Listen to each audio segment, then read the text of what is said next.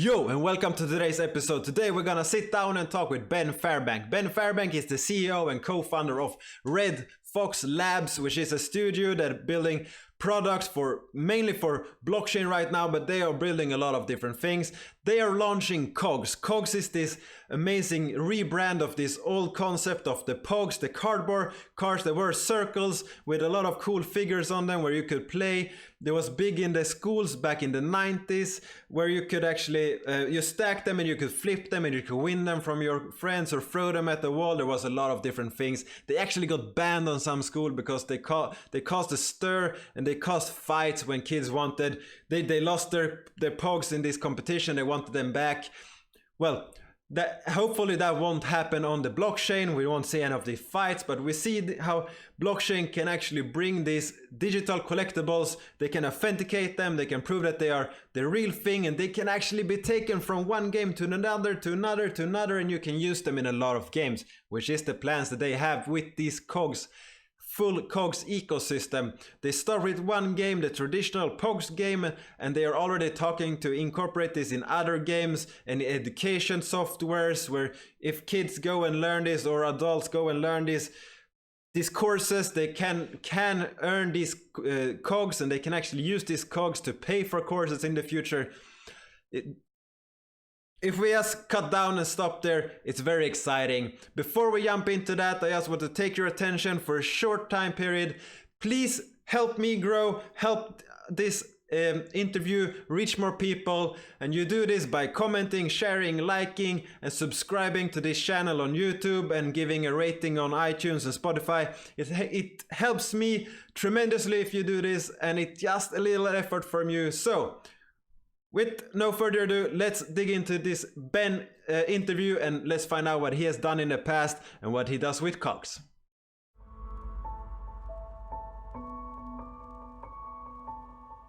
So, welcome today. We have a special guest. We have Ben from RedFOX Labs here. They are launching a new game or a whole ecosystem actually called Kogs. So, let's introduce yourself. Who are you, Ben, and what are you here to talk about? Yeah, I'm the CEO and co-founder of RedFOX Labs. Been a C-level turnaround expert globally for the last 20 years. Worked for big brands like Ooredoo, Grab, Virgin, and a few years ago went across and started running Komodo platform, which is a big open source platform, and came up with the idea there to start up RedFOX Labs, which was supposed to be a red hat to many of the chains Linux, to be able to try and build out business can scale and grow across the chains and try and bring mass adoption to blockchain. So the first real project release that we've got is Kogs, and Kogs, you say, it's supposed to be like an ecosystem of games that also have a collectible component. Yeah, that's sweet. The artwork is sweet, and you have it behind you. And for everyone watching this on YouTube, you will have more below and above of these Kogs. But let's back off because when I looked at your background, it seems that you have worked all over the world. Yep. Can you? I worked at about 12 different countries so far, and what happened was when I was younger, I wanted to travel, and I was trying to find occupations that could allow me to travel and see the world. And I got into turnarounds through cultural change management, through customer experience, and that led to big companies that had massive contact centers or frontline staff. So some of the companies that I worked in had 7,000 or 8,000 frontline staff. So my job was to fly around the world and try and fix those operations and try and make companies more profitable. Especially if the company was going through a bit of a tough time, I'd go in there for a year, do a project and leave. So I thought to myself, coming across to blockchain, I thought I'm well set up for this and it'll be relatively easy compared to what I've done. But I've always worked in disruptive tech, but blockchain's a different beast. It's so young, full of some very interesting characters, and it's been a very, very challenging journey, but it's extremely rewarding as well.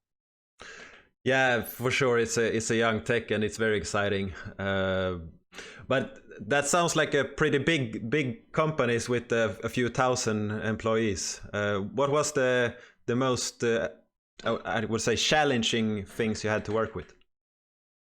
I think the most challenging thing is try and manage remotely. So, for example, in Ooredoo, we have 17 different countries.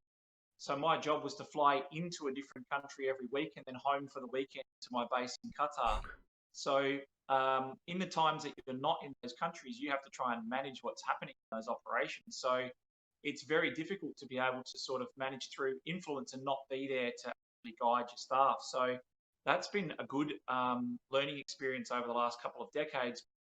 In blockchain, as you know, most of the workforces are centralized, and we've got some of our team working in Europe. We've got people in America, we've got people in Asia, plus we've got our base here in Vietnam. So we're continually trying to sort of pull everybody together and make sure that we're all working in alignment. And so I think process, communication, and making sure that everything's very well documented is important, because it's very easy for people to get sidetracked or lose direction or go in the wrong direction.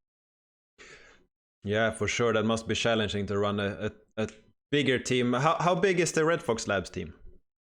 Well, that fluctuates depending, because the type of operation we have, being a venture builder, our goal is to sort of set up an operation and find experts to run that. So say, for example, we set up a gaming system. That's why we've got people like ArcLegger from H1Z1 working with us. We bring in the best talent we can find in the industry. So we had a small breakdown with the Wi-Fi, and we're back. And as you see, Ben has teleported to a new room, and hopefully it will work fine from here. We were actually talking about H1Z1. So what is Adam doing there? Yeah, so Adam left H1Z1. He's come over and joined us, and I think he's also pretty much a groundbreaking type person. He wants to do something different in the gaming industry. We did an interview a couple of years ago, and I said at the time, I think blockchain gaming will be big, and he said, I think it will be too. And we actually jibbed on the phone call. We said we could do something together, and it went from there. So we sort of started talking about it, and things grew from there. But in development now for the last 18 months or so. And he wisely came up with the idea. He's got the finger on the pulse, and he said we could do a remake of POGs. It had different names in different parts of the world, but he knew that type of a nostalgic type of a game would be a great one to sort of bring people back in and to also bring people across to the blockchain. Yeah, and I think it's great. I didn't even remember that until I saw Kogs, that I actually had a lot of Pogs, and I really enjoyed it when I was a kid. I remember that my mom didn't really want to buy them, but I got a few, and then I started to win a lot of them in school, and I managed to have one of the bigger collections in school from playing the game. So. Wow. Yeah, well, I think in a lot of countries they banned it because they, it would cause fisticuffs or fights in schoolyards. So the thing is, as you know, with online, some sound issues, but we're back again. Hopefully it will work perfectly now. As he mentioned before, he's in a very different part of the world compared to where I am. I'm based in Sweden, in Europe, and you're in Vietnam. So, yep. But that's halfway nice. across the world. Yeah, and you were going into a little bit about Komodo and how it's an open source platform. Yeah. And then the thing is that sort of sparked our interest in doing things that were like amazing with amazing tech. And that's when we sat down with the game and started saying, do you know what? We think we can actually do this off chain. Parts of it off chain, parts of it on chain. And as we got under the hood and we started building the game, we realized, hang on a second, there's a possibility to do this completely on chain. So we coded from the very beginning, from scratch, and came up against heaps of challenges and tried to work out how we could make it playable on a mobile phone, being 100% logic on chain. And a lot of people are still saying that we're still a way away from that because you've got scaling issues, you've got security issues. So after 18 months, we've been very lucky to have developed our way through those problems and through some amazing coders. and we're now at a point where the back end's being tested and the front end's already been integrated, and now it's a matter of making sure those two speak to each other well enough to be able to release a version of the playable game. That is very cool that you have actually worked for so long and that you're building it 100% on chain. I didn't know that, so that's very exciting for me to hear. Yeah, it's something we didn't want to just do something that was just another game. And if ArcLega's going to work on AAA games, and he's going to come across and build something that's as simplistic as a POGs version, a digital version of POGs, it's not really going to set the world on fire. But if you can turn around and say, not only have we built a game that's completely on chain, but we've paved the roads for people to build many other things using that technology set and running light versions of chains on their phone. It really does open a lot of doorways, and I think that that's something that he can hang his hat on, and we can hang our hat on and say we've done something that hasn't been done before. Yeah, that's very good. I mean, which platforms will it run for? You said mobile, so is it Android, iOS, or? Both Android and iOS, it'd run on both for sure. And then as we were sort of getting towards the phase that we're in now, we'd been talking to Wax for some period of time, and it's a different ball game because Komodo has this tech that can allow for amazing end-to-end and fully on-chain technology. And Wax is the leader, we'd have to say, in the NFT space, and the tools that they've got, and with Atomic Hub and Atomic Assets and the type of markets that we're seeing open at the moment, it really is very, very easy for people to come along and create these assets and create these collectibles. It's a game changer for sure. Yeah, they are really focusing on usability, and it's starting to show. I mean, I know that you have been in the blockchain ecosystem for a while, and we will dig into that. But for me, I haven't seen anything that is close to as simple to use and to get going as we have seen on Wax. No, you're 100% correct. And I think the thing is that being a customer experience person and for years trying to work out how to onboard people more efficiently and how to make their experiences better, if you take into consideration that this is a blockchain project, this is like mind-blowing. If you compare it to a normal, regular game onboarding experience, obviously there's still some work to do because we've got there's a lot of different techs that we're using, but it's not really that far of a difference, you know. I mean, people have to get their head around understanding RAM or understanding how to, and that's going to change a little bit with Atomic Assets. But ultimately speaking, it's a very it's not a steep learning curve to be able to transition from a regular collector of digitals to come across and buy NFTs on Wax. It's a very small learning curve. Yeah, and since May we have seen a lot of marketplaces grow on Wax that has increased this further, how easy it is to use them. And I think we haven't even gotten started on that either yet. Yeah, and I think that's a great thing as well. One thing I really want to point out, because I think anyone who's been in the space for a while has become disillusioned with the centralized exchanges, the systems of how much money you have to pay, or if you get a free listing, it's never free. You've got to use their market makers, and you've got all these terms and conditions, and it's very, very difficult for the projects that want to build as well, because if you can't get in or with alongside one of those big exchanges, it makes it very hard. And then you've got ecosystems like Wax and through the EOS ecosystem, where they've come along and said, not only do we provide tools, we encourage people to build these marketplaces. We make it easy for you to integrate to these marketplaces. It's much more of a collaborative approach, and it's something that I was quite shocked by, to be honest. I was not expecting that it's that these people are reaching out to you asking, how do we work with you? How do we help you? How do we make this happen? And we thought it was have to pinch ourselves and see if we're asleep. Yeah, it's great, and I know that for sure, that they are actually working with a lot of these projects that are coming to Wax, and they are trying to help them onboard in all areas on the way. Yeah, and if you look at Atomic Hub and stuff like that, it's the user interface and some of the user interfaces on the marketplaces that can house these Atomic Assets are phenomenal. Yeah, for sure, and I know that they are working hard on making that even better. So it will be very, very exciting where we are in a few weeks to a few months. So that's very nice. And so, Ben, you are also called Bitcoin Benny. So who is that? Okay, so when I first started, obviously it was difficult.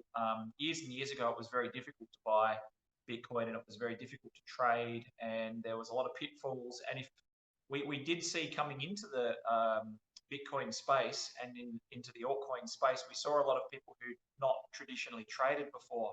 Now, I've traded for a long time, so I understand how basic marketplaces work, and I understand how stock exchanges work, and I understand how the trading side of things works. But there's a lot more to learn back then on how to trade, and it was quite difficult. And as more and more of my friends sort of started to take an interest, I thought what I'll do is I'll just sort of do this as a little side hobby. I'll go out and I'll make a few videos for my friends and help them sort of onboard and make their life a little bit easier, because mine wasn't super easy.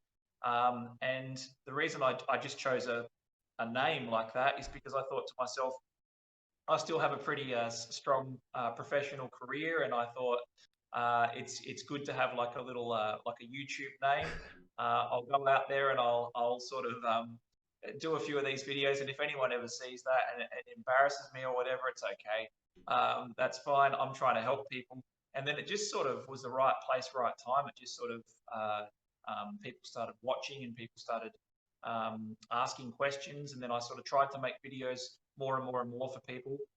It sort of has dropped off, obviously, because I'm fully focused on RedFOX Labs, but I just couldn't keep up with because I never did any like paid content or sponsorships or anything like that. So trying to find the time to do that, and then also run Komodo, and then try and establish and set up RedFOX was just too much for a person to handle. So yeah, I sort of backed it off a bit, but it was a persona that started off just as a hobby and interest to help friends, and it sort of grew a little bit bigger than I thought it would.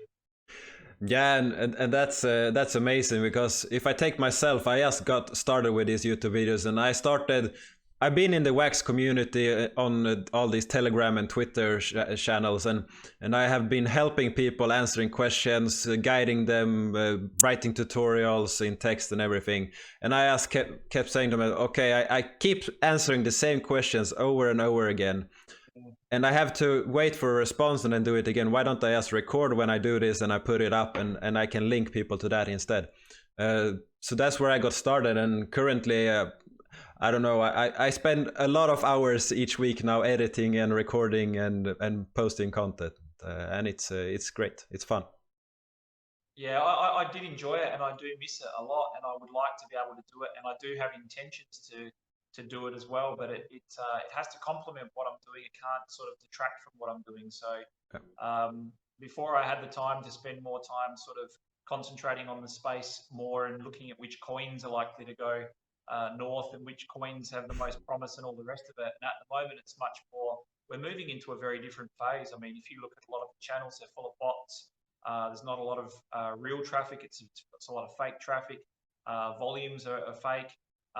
So what is happening though is we're seeing more and more, I'll call them businesses, projects that are actually emerging as legitimate businesses that can produce revenue. So we're seeing a morphing of this industry from hobbyists and gold miners and prospectors into people that are actually building stuff that could potentially be used, and used with mass scale as well. Yeah, for sure. And you said earlier that you had experience with trading before you joined the space, and I say that I didn't. I had bought inside my bank user interface. I could buy some index funds, and that's about how much stock experience I had. And that's just pick one and hit buy, and I had no idea what I took. I just went through the rating on the bank, and then my first crypto I bought was actually Dash, and that was before it was around. It was valued around 40 US dollars at that time, and that was in 2016, I think. So it's a few years. But which was the first crypto experience you had? Which coin was it? Bitcoin? Yeah, absolutely. But I sort of lay dormant for a while there, and just sort of potted around and there wasn't a lot of altcoins back in the beginning. And my brother got back into mining back in the days of Feathercoin. And you'd think what a stupid name for a coin Feathercoin is, but ultimately there wasn't a lot of coins around back then. But it wasn't really until 2017 that we started seeing, a lot of these coins pop up, and then it became interesting to people like me to sort of say, hang on a second, there's alternatives here. It's not just one thing. But back in the day, I think, you got back into it back in the days of Andreas Antonopoulos and all those guys, that you had no choice but to be a Bitcoin maximalist, so to speak. There was nothing else. And I think that ETH was obviously the big game changer.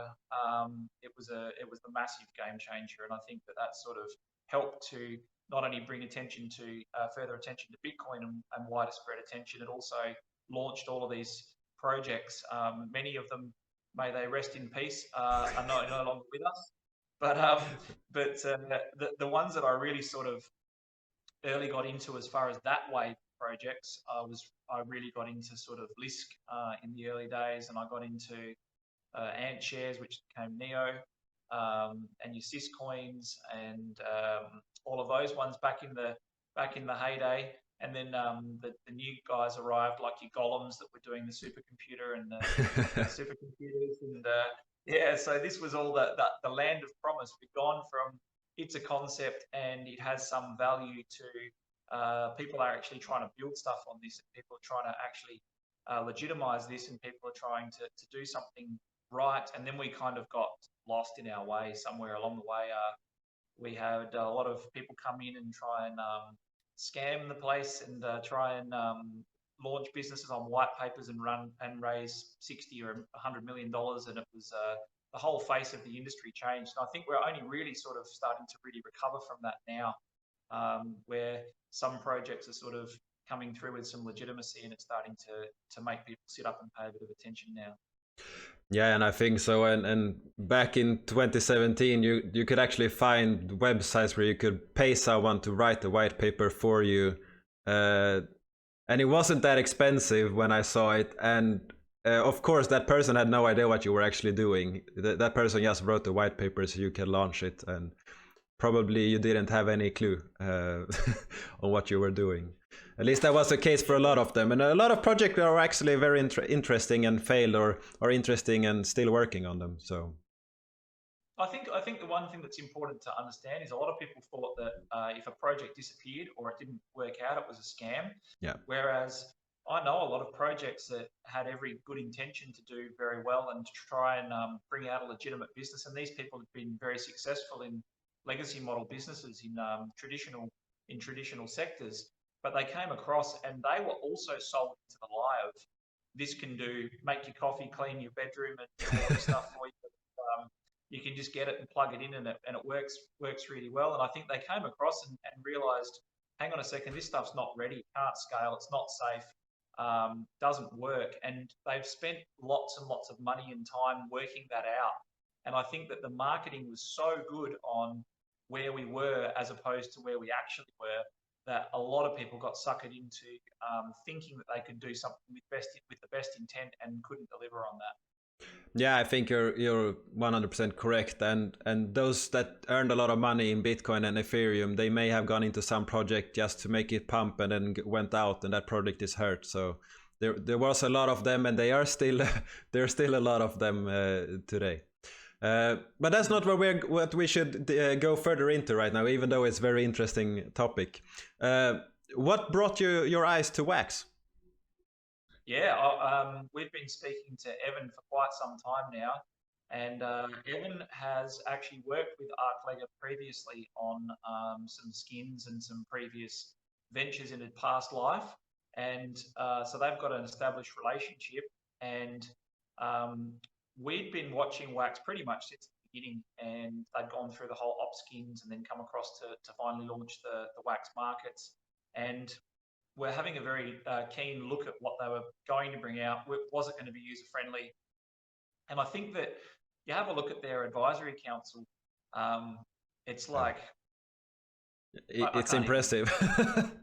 It's like Marvel and Disney and Atari, And then I just thought to myself, these guys know what they're doing. They've been in the space a long time. The co-founders are very seasoned people in the space. It's going to ruffle feathers for sure. It's disruptive. It's like any new movement, and I think that's really good. But they were just talking. We were talking together for some period of time, and we always thought that there was some sort of symmetry in what we were doing, and it was a matter of how could those things come together. And I think after months and months of talking, we sort of finally worked out that they were ready. They had the tools. We were ready because we were getting closer to being able to launch something. So it just made perfect sense to sort of partner up and work out how we can both head in the same direction, because we have very similar visions in that we want to bring collectibles and gaming together, and we want to do it in the blockchain space, and we both want to be leaders in that movement. Yeah, and that is perfect. It aligns with what I see as well. I mean, currently we have not even gotten started in any sense of the word. I mean, we have the top 3 out of top 5 NFT marketplaces on the blockchain. We have 3.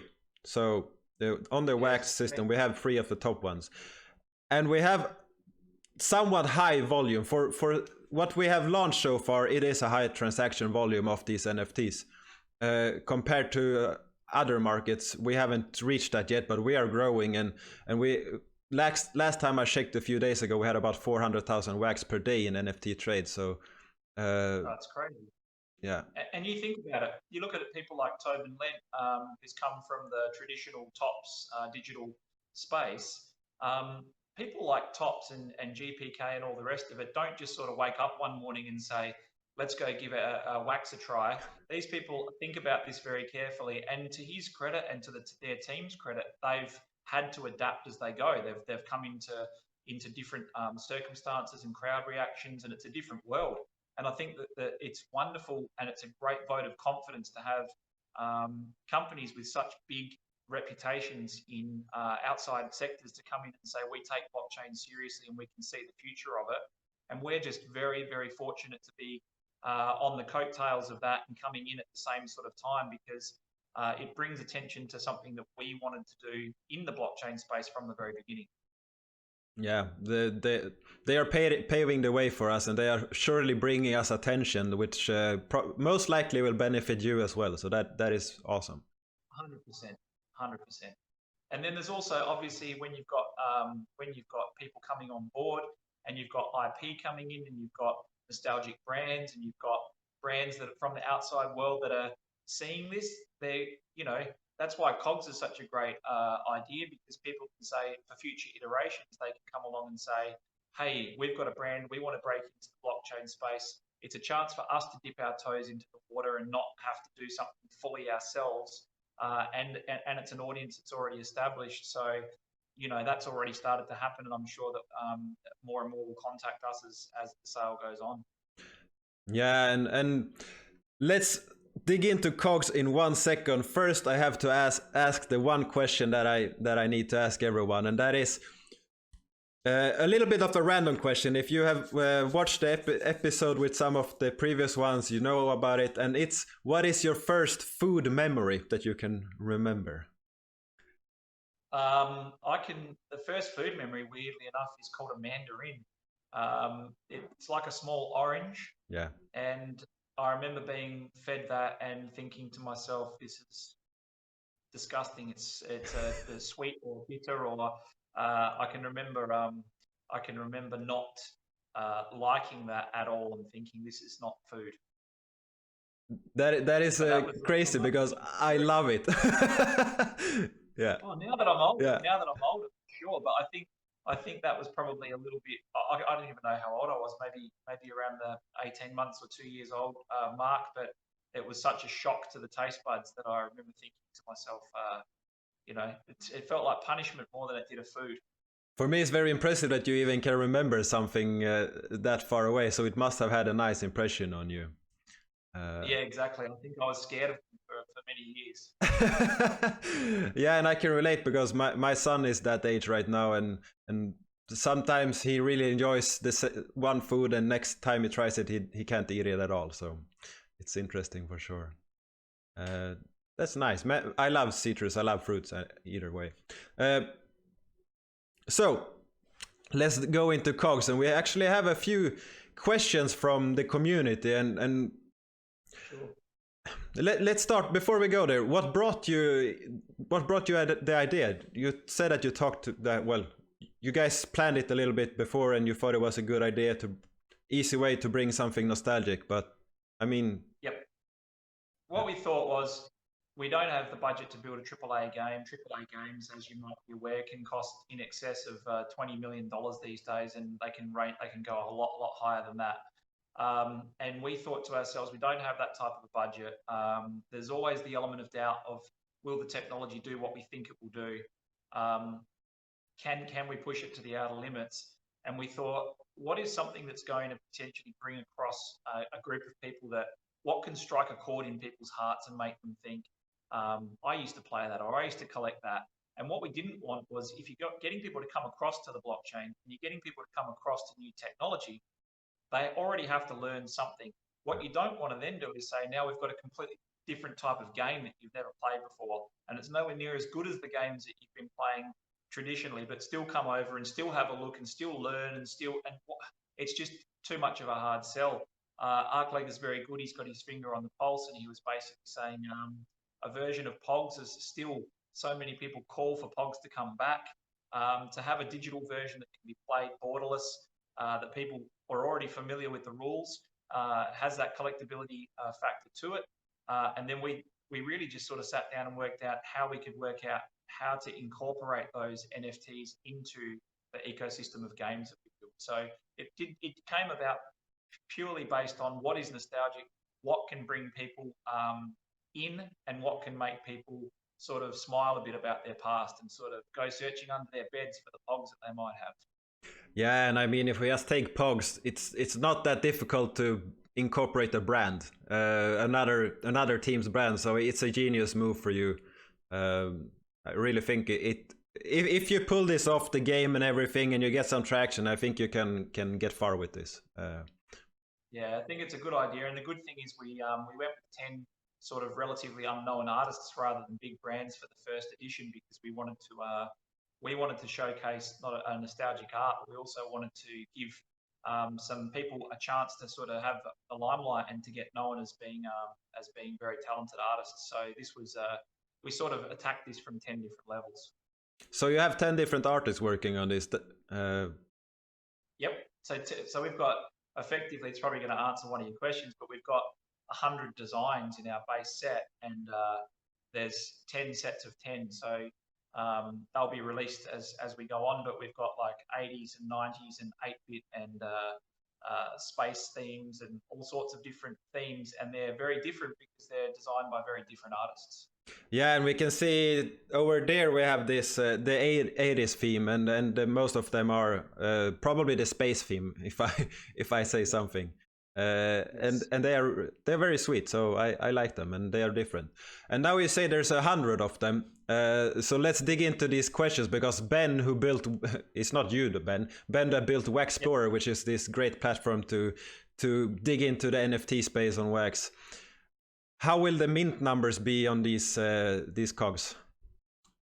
Yeah, it's a good question. We're going to be doing things a little bit differently, partly working with the technology and what it can do, as well as also doing things a little bit differently from what we've seen other collections do. How it will basically work is we will have 100 base designs, and then we'll have 12 Kogs slammers. So the slammers, for those who have never played, are the thicker, heavier pieces that you use to smack the deck or smack the stack of Kogs. So let's stop that and go into the game if someone hasn't played it. You just said you can smack them, but what does that mean? Yeah, so what happens is you take your Kogs in this case and you put them face down, and two players come together and put a stack of Kogs face down together. Then what they do is they get they put the piles down, and then they get a slammer. They take it in turns and they hit that with a heavier disc on top, and whatever flips upright, that person keeps. So this stack goes on 2 or 3 more times, and you keep hitting it until the last Kogs are turned over, and that's how you determine who wins. So you can't have a game of Pogs or Cogs without having a slammer. So we've got 12 different slammer designs and 100 base designs, but they'll be based on the sets. So certain pictures or certain artwork will be more limited in its, you know, how many there are. They'll be rarer based on the artwork itself. So it's not necessarily a matter of saying, take Tops, for example, they have one picture and then they have 4 different types of that picture. They have like your base and your prism and your tiger scratch or whatever. Ours is not like that. Ours is, we've got different borders and we've got different colors of rings and we've got different thickness on the outside because they look kind of like casino chips, as you can see. Yeah. So the colors of the letters and the thickness of the borders and the color on the outside of the rim also helps determine the rarity of those individual cogs. So there'll be 10 sets of 10, each with the same theme. So people can collect either by the set or they can collect the whole lot if they're game enough and lucky enough to get the whole 100. That's very sweet. So that's the collecting part. Yes. And will they have any effect on the gameplay in some way, or does it matter which rarity it has? Yeah, see, that's something that depends on the countries as well, because we've designed this to be play for keeps, play for fun, and also for tournaments. Now, in some countries, you will not be allowed to play for keeps.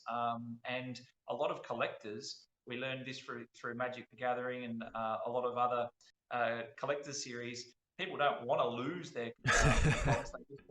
They want to use them to enter a tournament and they want to use them to play, but they don't want to lose them. They want to win the tournaments and win the prizes. So there definitely will be play for fun and there definitely will be tournaments, and then depending on which countries play for keeps as well. But we just really want to focus on the tournament side of things, especially because that's a huge thing here, especially in Southeast Asia.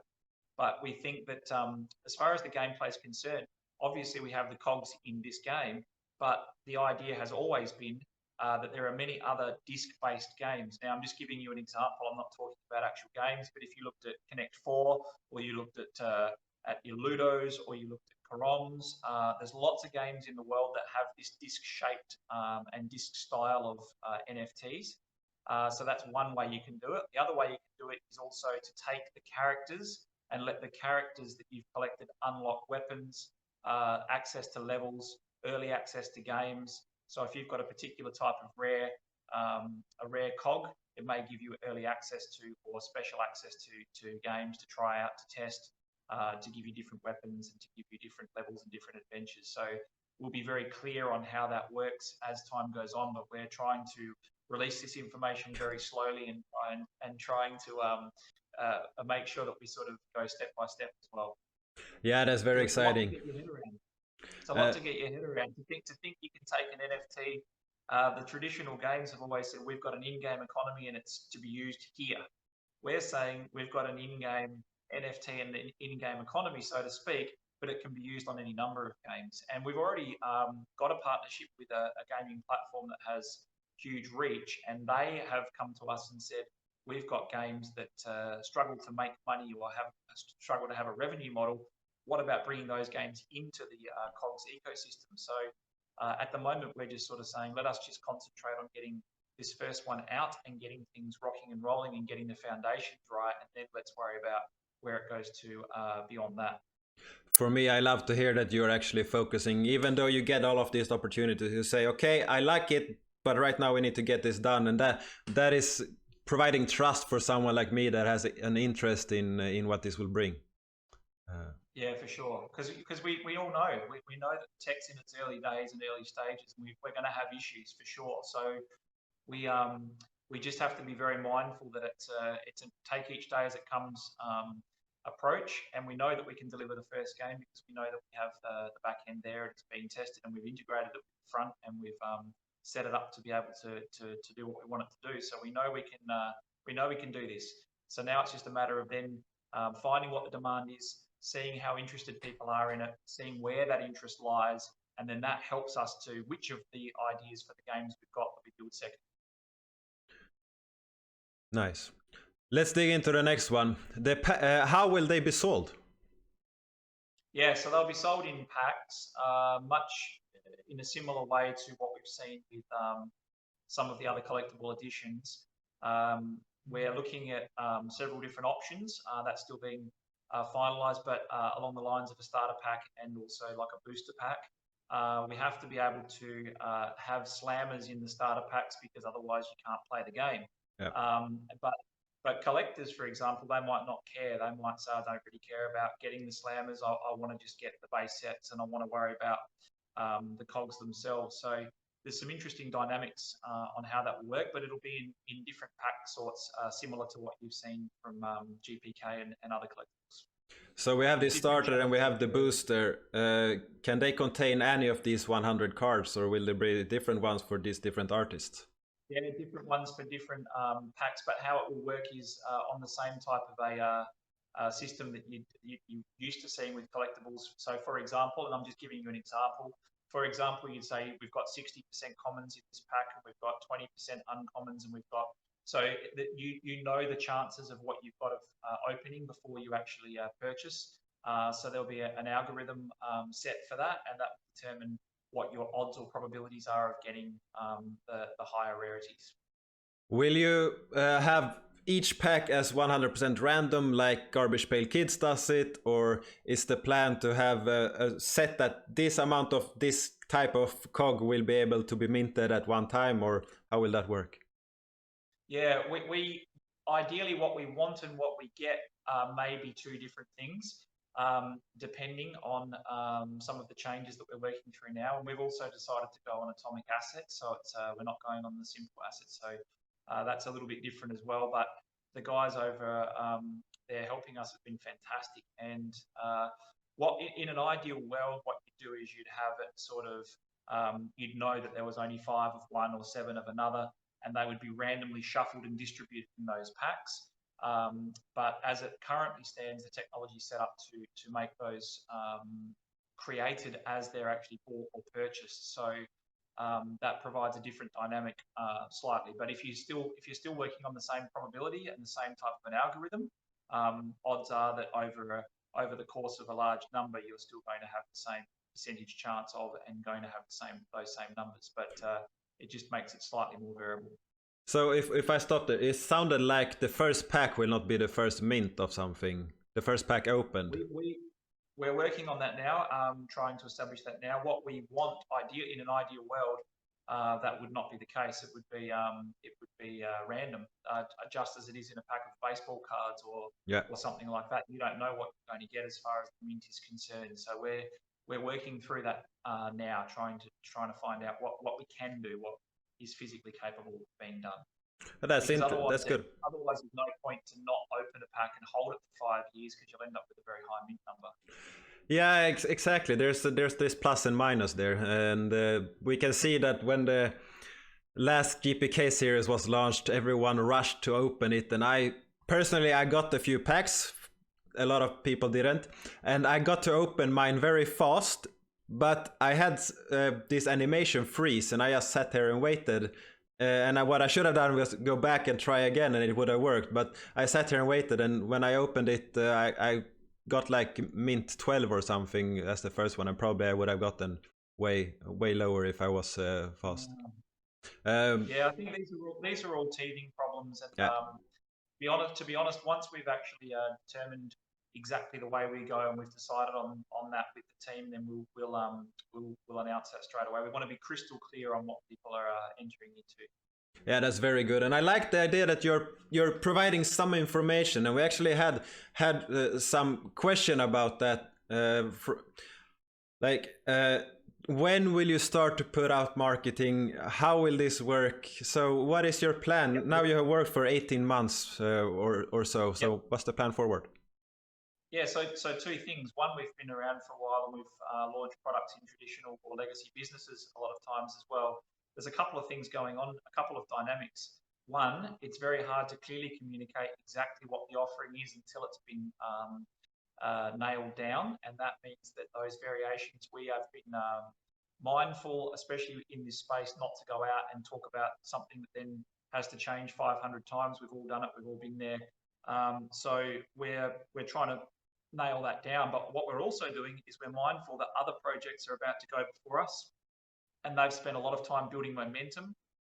So it's very easy to get lost in the noise as well. So we're going to start ramping up as of this week. We want to make sure that the timing is a short, sharp burst, and it's very clear, and while it's at top of people's minds and it's fresh in people's minds, it's still close to the sales date, and they can act quickly. What we don't want is a 7-month campaign and then having people turn around and say, I forgot about it. We want it to be relevant. We want it to be new. And like I say, the more information that we can give people that is accurate and is not subject to change, we think that's the better way to go. A lot of people would say, look, you should go faster, you should go harder. We'd rather go right. Sounds amazing, and 7 months in this ecosystem is an eternity. So exactly. I will say that we are likely, if you've seen the dates of the projects before us, everything has been pushed back slightly. So we'll go out and announce a date. But I know that Tops went back a week, and I know that Blockchain Heroes has gone back a week. So everything's gone back a week. Whether that's subject to further change, I'm not sure. So again, we're not communicating any changes yet, because we're still just trying to make sure that we have a 100% fixed date, and that we're not likely to have that change again. But there are many elements at play that could still. And if I can fish a date somehow, is it closer to now or closer to New Year's? No. I mean, it's at the moment. We look like we're pushed back a week to the 18th from the 11th. So we're talking about 20 odd days away. Perfect. That's what I wanted to have with your words. So that was good. How will you be able to buy them? Yeah, that's the other thing we're working on at the moment. As you know, with GPK, that there was a credit card option only. So we're moving going towards credit card and crypto. We think that's going to appeal to the wider audience, and the statistics and the data that we're looking at say that a lot of the people that are buying it are from the crypto space. We think the timing's pretty good as well. A lot of people have had some pumps in their alts or their bags. So we think the timing could be very good to also offer that option as well to people. Yeah, that sounds good for me. Personally, my credit card got blocked. My bank texted me and said that they have shut down my credit card, and I get a new in 5 days from the old card, because they just set up this Stripe. So for me, I'm in the crypto space. I love that you're bringing out the cryptos. Which one do you plan to use? Is it Wax and credit cards or any other? Yeah, we're going to announce that very shortly, but obviously Wax will be in there for sure, and credit card for sure. That we're just finalising a deal with a payment provider for that, so that we're able to offer those services to everybody. But as soon as we've sort of nailed that down and we can officially go out and announce that, we will. But that's definitely the plan, is to use both credit card and also crypto as form of payment. Yeah, that's perfect. Right now, are you working with any other brands for this outside of these 10 designers? Yes. As you would realize, with brands and IP, all the rest of it, it's very sensitive as far as that is concerned. What we're looking at doing is potentially, if anything does happen in this first edition or the first series, it will be as bonuses. So, for example, top 25 purchases in the sale, or people that have pre-registered and gone through the process through our wax.cogs website. So those types of offerings still allow us some flexibility to be able to bring something in as a trial for sure. But we're not going to bump any of the 10 artists that have worked through blood, sweat and tears for the last year to finish their collections. If I was one of those artists and we came along and said, I don't know, Cocoa Pops have come along and said they want to do a series of 10, and so you're bumped, I'd be extremely peeved if I was one of those artists. So we'll remain true to our first vision, and any of the longer term partnerships we're currently looking at are more for Series 2 or Edition 2. Yeah, that's great. And just as a perspective, Wax worked with Tops for 2 years before they could launch the first one. Just to put that for an perspective. Yeah, well, as you know, that the rules generally are like, let's say that we partner with Formula One, for example. They'll say you can't bring out a Formula One game. You have to do something to do with can you do it not to do with car racing? Can you maybe do a Kogs game or Yeah. something similar that uses the discs? You can't just go out and eat into their market as well. So there's lots of things to take into consideration, but just in the last 48 hours, we've sort of had a few companies come to us and ask if we can work. Amazing, amazing. And for me, all these circles, they work perfect, like in Diablo, when you can actually put topaz and you can put rubies on weapons. You can put a few of these and you get this boost. So I think you can do a lot with a lot of games, with a lot of brands with this. So that's very nice. They can work as coins in. They can work as coins in slots. They can work as casino chips. We've already had a well-known casino operator come to us and say we'd like to use the rare sets as X dollar chips, and then the ones underneath as chips, and we can use them in games and stuff like that. So lots of people have come up with creative ways that they could potentially use these cogs, and we're sort of again going back to before saying, hang on, let us just focus on getting the basics right first, and then worry about that next. Yeah, that's sweet. And these slammers, okay, you said that you had 15, right? 12, okay. Will they have any rarities? Yeah, for sure, 100%. In actual fact, if anyone was a real big POG fan back in the day, the slammers actually became the more expensive of the items, and they became the more sought after. We've got, I won't spoil Art Like a Surprise, but artworks, because the artwork's already done, but there's some really rare slammers that are going to come out with some amazing twists on them as well. But the artwork was designed to focus on the 100 base set of the cogs, and the slammers were sort of like, the slammers were supposed to be sort of all separate. The 12 designs are all fairly separate to each other, but we know that once you put foils and you put extra things over the top of them, they're going to look amazing. Yeah, and I remember more my slammers from when I was a kid than I remember what actually was on the cards or the POGs. Some people used to play the game with slammers as the POGs as well. They used to use a full slammer game with no normal discs. But I think that we're a little bit lucky in the sense that we've got 100 base designs. And if we've got different ring thicknesses or border thicknesses, and we've got different color formats as well. This has really been set up to be game pieces, and so that people can buy packs in later editions as they go to play the game. The combination possibilities aren't like having 41 cards with 4 variations. This is ginormous. It can go into the deep tens of thousands of different probable combinations. So we're limiting that, obviously, very much for the first edition. How open are you to other games to incorporate the cogs in some way? I think that if we don't do it, we'll get left behind, or someone else will do it. I think we sort of worked hard to try and establish a partnership to give us exposure and allow our games to be put onto a platform that has tens of millions of users. And we didn't expect them to come back and say to us, hey, we've got games out there that are on our platform that are struggling to make money. Can you talk to those guys about integrating cogs into their games? And we've sort of said, okay, but how do we even do that? And then they've sort of talked about the reskinning, and they've talked about the taking an existing game. And this is a very quick pathway to having new games and a new revenue model for these games as well. So the opportunities, as I said, have been much wider scope than we thought they were going to be when we sat down and had what we thought was a good idea and an expansive idea, but not to these levels. This has been very surprising. Yeah, that's great, because I know there are card games that are being built for Wax, and I know some of them work already on how can we build in the Garbage Pail Kids into these card games. And I'm sure once the POGs are released, that people will start to see, okay, how can I attract the COGS community to my game as well?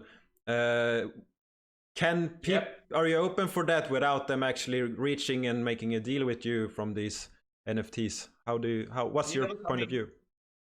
ultimately we're here to expedite adoption, and we want to make engaging experiences. And some of the other projects that we have slated on the table, one of them is an English education app, for example.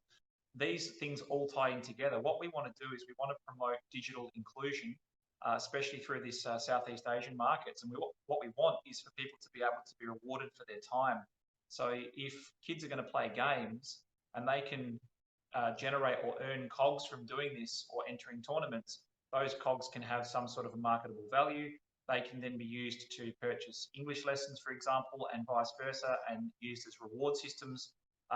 There is a very wide scope here, and so we are very open to working with other people. I think it's a matter of not wanting to ring fence or silo what we're doing. We want to 100% work on that adoption, and it's been our plan from the start. Yeah, that for me it sounds amazing. I'm pumped to see where this is going. I'm not much of a mobile gamer, but I will for sure download this and test it out, and it's potential that I get sucked into it a bit, and that's okay. Well, I think the thing is that we're going to have two distinct audiences. We're going to have, or three really. We're going to have the collectors who don't ever care to log on to a game and play it. We're going to have the people that play the game that are trying to win tournaments and trying to win Kogs for the value. And then you're going to have the collectors that are also players as well. So it's going to be an interesting dynamic. And I think if anyone can tell you what percentage is going to be in which bucket, I think they're full of it. Until we actually get it out and get it going, we don't really know. But that's why it's extremely important that the artwork is of high quality, because the collector side of things is very important. And then the game side, we had to do something different to what everybody else was doing and unique. And so we're trying to make sure that whoever you are and whichever bucket you fit into, you're happy with your place. Yeah. I mean, you're already building an ecosystem with one game, so that's great. I remember the way I used to play it that was most popular in my school. It was throwing them to the wall, and the one that got the closest to the wall got the other Pogs, and that's how I got my stack to grow faster. You were very good at the wall at spatial. You were good with your spatial awareness and stuff. Yeah, exactly, and that's how I got some cool slammer from people, and then I could use them for the flipping, and they were better than ones I had and everything. So that was great. Yeah, well, we're just excited to first step first, and we're excited to have those up on one of these amazing wax marketplaces, and to see the artwork on display, and they're dual-sided, as you've probably seen. Yeah. So the Kogs have basically. It should be up and down here if I did it correctly. Yeah. On the front we have a zoomed-in picture, and on the back it's a wider picture. So they're quite cool, because some of them, I won't reveal it, but some of them you'll see a picture on the front, and then it's not until you see the picture on the back that shows you the wider view of that, and it exposes certain things that you couldn't see on the front. So we try to make it so that I remember when I was a kid, if I had collectibles of any sort, I'd want to stare at them, and you don't just look at it for 2 seconds and throw it away. The appeal comes from expecting all the elements and understanding, and the longer you look at it as a kid, it's whimsical to look at that stuff. So we need to make it engaging to look at as well. Yeah, and when it come here, my nephew is about 12 years old, and I will for sure show it to him and see what he thinks about it. He will probably like the game and the collecting part. I'm not sure how legally he is allowed to buy these, but I'm sure I can buy them and give them to them. So. Yeah, exactly. We're still working on that, and it's different in different countries. Yeah. So for a last question, because we have been on this for a while now, what is the long-term vision? I mean, what's the grandiose vision where Kogs will grow? Yeah, I think it's going to be like at the moment you go onto like Play Store and you find a whole lot of games.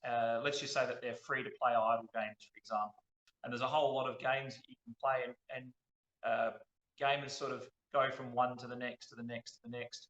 What we want to do is create our own little platform of games that allow people to have that interchangeable and those interoperable NFTs that can move between those games. But we don't see it as isolated just to those games. We see it isolated to the whole ecosystem that we're building. So into the e-commerce and into the education and all the rest of it. Now, again, it has, without giving away too much, it has far-reaching appeal. If a kid is doing an English lesson and they're doing very well at English and they're a great student, this is a wonderful way to reward students for their effort and reward by turning around and acknowledging with something like a cog. This gives a much wider reach than just a collectible or a video game. Yeah, I love the vision, and I think it sounds amazing, and I think a lot of people will be very interesting to get involved with this. Yeah, I think for sure. Fingers are crossed, and we spent a long time on it, so we hope everyone enjoys it as much as we've enjoyed making it. Yeah, I'm sure they will. So thanks for your time, Ben, and I'm very happy that you came here and find out more about Kogs. Thank you for having me. Really, really appreciate it. Thank you.